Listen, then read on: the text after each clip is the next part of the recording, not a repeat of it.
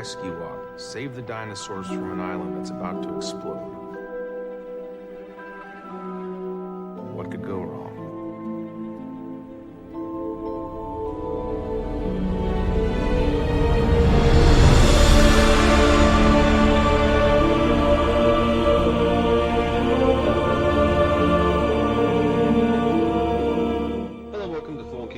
Jurassic World Minutes. I'm Brad. I'm Dave. In this episode, we're discussing minute 73 of Fallen Kingdom. Before we get to that, David, briefly heading over to Jurassic-Pedia.com. Just got the article up here. I could not remember if we talked about Ken Wheatley on Jurassic-Pedia with his arrival earlier. We don't have too much of him left. He's not going to survive the night, so I just thought it'd be good to post up the article here and have a bit of a look back through his involvement before the film, during the film, and obviously not after the film. So I did not write this article. I did write the costuming guide for Ken Wheatley. And pretty much everything he wears is khaki military surplus clothing. BDUs, officer shirt, jungle boots, cadet cap, web belt, all military surplus.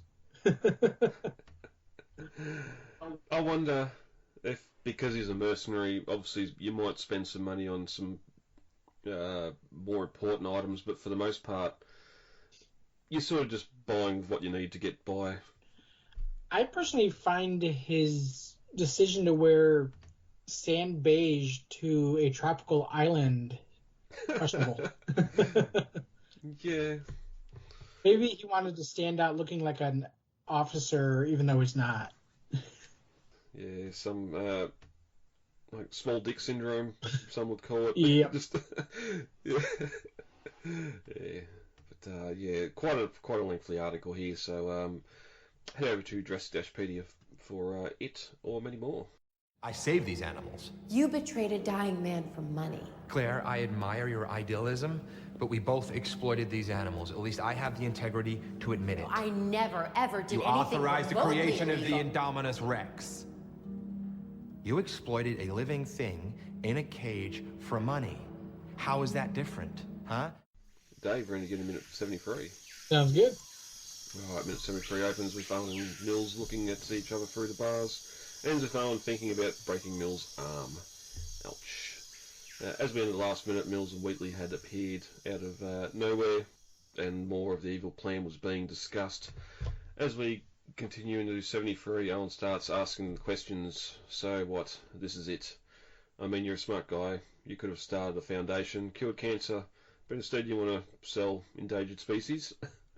That seems to be the way a lot of these rich business people. Mm-hmm. Elon Musk, you could have solved a lot of diseases, but no, we want to put a Tesla into space.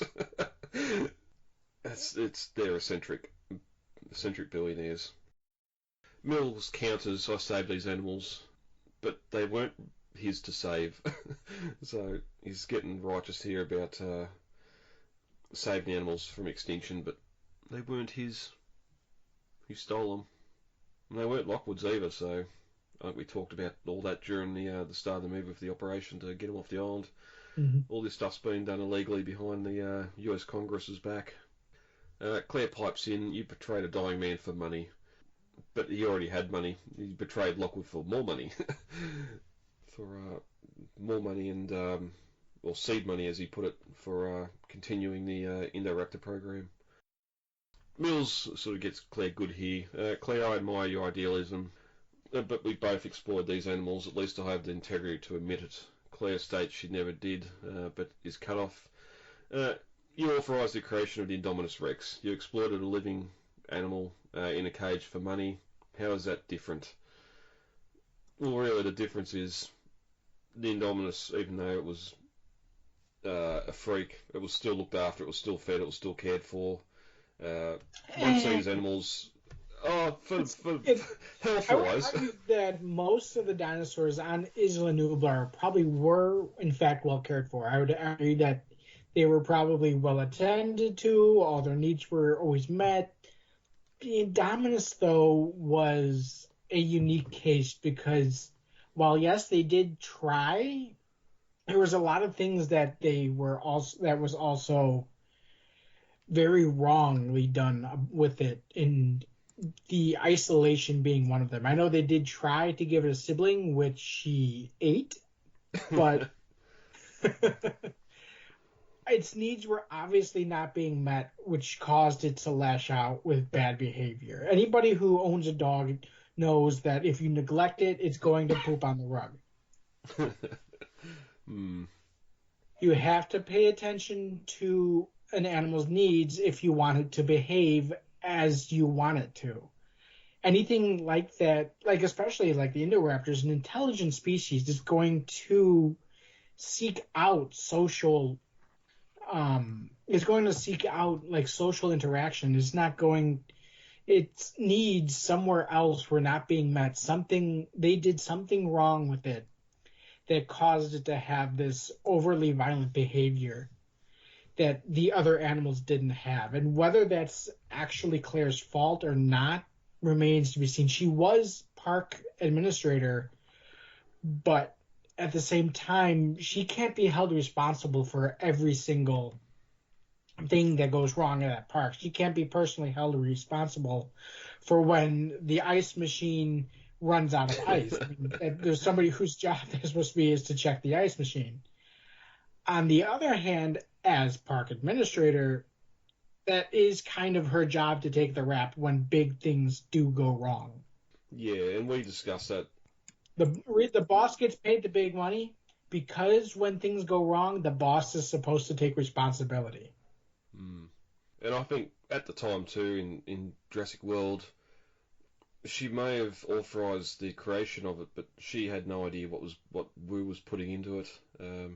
Exactly. That was another thing, is that was kept from everybody except Wu and I think Wheatley, but I'm not Wheatley. I'm sorry, Hoskins. But so that was like one of those things where Wu must have had it written in his contract where his genetic creations were his own trade secrets. Yeah, and then he's been able to spin that discussion with Masrani instead of sort of not taking the blame, but owning up to what he'd done, what he put in the soup, so to speak.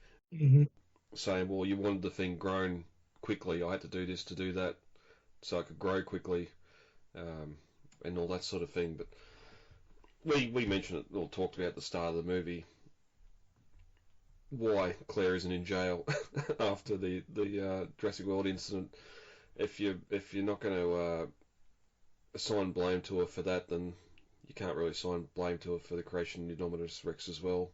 In this instant, of what we're seeing in the film here, anyway.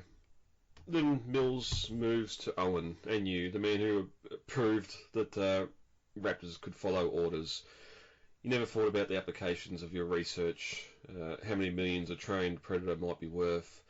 No, why would he use there working with the animals? If you're breaking in a horse and that, you're probably not really thinking, wow, how much is this horse going to win if it wins the Kentucky Derby? Or it might be at the back of your mind, but that's horses and that's horse racing. You're training raptors, or trying to train raptors. Even with Hoskins in the ear, military applications probably not at the top of your list of thoughts anyway. At the same time, I mean, he had to have suspicion of what the end goal was, because Hoskins was there just about every other week trying to push Owen to use the raptors in military application. Well, and especially since Owen had come from he had come from dolphin training in the Navy, hadn't he? That was why he was there. Yeah, so maybe not military application as in sort of seek and destroy like Hoskins is talking about, but some other form of military service. Well, I think what Owen actually trained the dolphins to do, I can't remember where this was said, but what he was training the dolphins to do was laying mines. They were training them to attach mines to ships. So yeah, there was definitely military application there. And now all I can think is the penguins from Batman with bloody rockets strapped to their backs, waddling around the streets. Yeah, he should know better. Mm-hmm. Mills steps closer to the bars. You two are the parents of the new world, which is true, especially by the time of the end of this film. Their actions doom the entire Earth, the entire world as well, with what they tried to or wanted to do with Dominion. But quick as a flash, Owen reaches out and grabs Mills' hand, pulling it through the bars and to one side, almost breaking it. Wheatley pulls his pistol, telling Owen to let him go, and Claire comes forward, putting her arm on Mills' arm, telling Owen to let him go. But as the minute ends, Owen sort of, not flinching, just says, "I think I might break it. I think I'll break it." Which is, he's got him in a good handhold here, but still standing in the one spot, just reaching out with one arm, and yes, he's got some muscles on him, but being able to just grab this weakling of a businessman and put him in this torturous position. And evidently Mills never learned not to stick his arm in the tiger's cage. Yeah. But I do love, and we're going to get to it next minute here, Claire sort of trying to calm Owen down to make him let go, and then she turns around and sort of does the actual damage to him next minute, but we'll talk all about that next week. So, Dave, that's been it for minute 73. How about we get heavy for the week? Sounds good. All right, lovely.